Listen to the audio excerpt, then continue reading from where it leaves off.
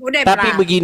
begini Bu Bima. Apa? Pertama-tama saya mengatakan ada dalilnya, ada dasarnya. Saya tunjukkan di Dalil layar. kau tuh dalil kacang itu, dak kate, dak kacang. Nah, ini Itu dia yang kau masalahnya. pakai, itu dalil Ini dalil namanya receh. sifat-sifat begini Bu Bima. Ini namanya Apa? sifat-sifat menolak kenyataan. Hmm? Kita tidak boleh seperti itu. Karena Fakta adalah fakta, tidak boleh kita menolaknya. nggak gini kan, tadi kan kamu udah, Mas Edis kan udah Hmm. tahu tuh, dasar basicnya sendiri, Islam sendiri kan ada 73 golongan. Ya, jadi Mas Edis sendiri melihatnya itu di mana dulu gitu loh. Begini, kenapa saya katakan Ibu Bima adalah termasuk 72 golongan yang sesat? Kenapa? Pertama, karena satu, tidak menggunakan dalil. Ya Ibu kan, nggak, sedangkan saya itu menggunakan dalil-dalil. Contoh surat An-Naba ayat 33. Bahwasanya orang-orang bertakwa pahala ya, hadiahnya adalah gadis-gadis yang berpayudara besar. nggak. Itu Al-Quran yang mengatakan. Lalu, janganlah makananmu dimakan oleh orang kecuali orang yang bertakwa.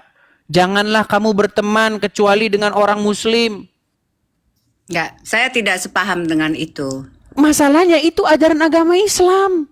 No. Makanya sudah saya bilang, mustahil seseorang menjadi Islam di detik yang sama dia jadi orang baik. Kalaupun ada orang Islam yang baik, itu karena dia tidak menerapkan ajaran agama Islam.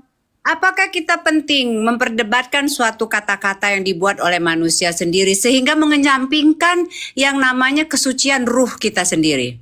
Sekarang, apakah saya mengatakan sesuatu yang saya kata-katakan sendiri? Apakah itu yang tertulis di dalam literatur agama Islam?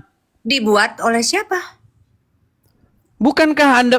Oke, sekarang saya tanya. Ibu percaya nggak bahwa Al-Quran itu firman Allah? Saya percaya Al-Quran, tetapi Oke, kalau yang tertulis di dalam An-Naba 33 tadi apa? nah, itulah makanya ditafsirkannya itu dari berbagai macam perspektif, Ini Mas. tidak Pandangan. penafsiran. Wakaiba atroban. Artinya Mas, adalah gadis-gadis yang berpayudara menonjol. Mas Edis itu terlalu cetek pemahaman tafsiran dari Al-Quran itu sendiri.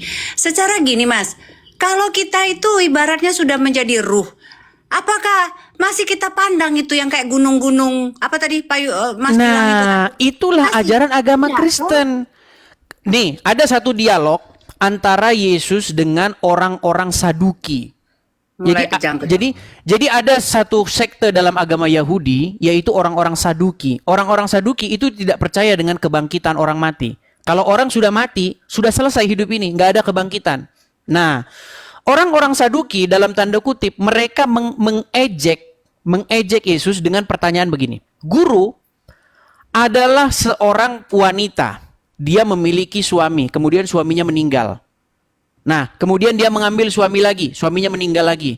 Mengambil lagi, sampai 7 kali. Lalu perempuan itu pun mati. Pada hari kebangkitan nanti, siapakah yang menjadi suami dari perempuan itu? Sebab dia telah bersuamikan 7 orang. Apa kata Yesus? Kamu betul-betul sesat. Karena pada waktu hari kebangkitan, orang tidak kawin dan dikawinkan, melainkan hidup seperti malaikat di sorga. Orang tidak kawin lagi.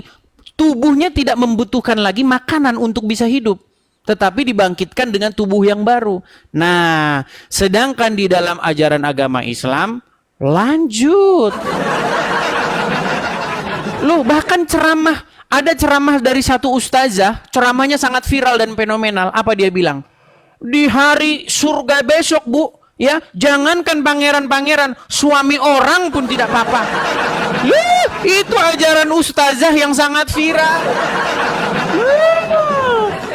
Mungkin sebenarnya nggak harus jadi ustazah itu saya kali ya. Nah, makanya coba tanggapi dulu itu ustazah yang lagi viral. Dia bilang apa? Jangankan pangeran, kata dia, dengan logat Minangnya. Jangankan pangeran, suami orang pun nggak masalah kalau mau.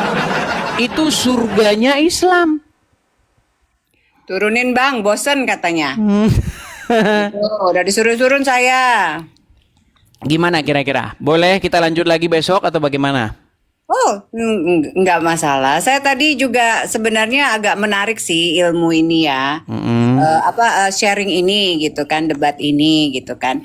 Tetapi yang ingin saya sampaikan di sini kalau saya sendiri secara pribadi ya Mas ya, banyak juga yang menghujat saya karena saya tidak menggunakan hijab ya, ataupun saya memakai hijab ataupun Bagus, hijab itu tidak ada dalam Al-Quran.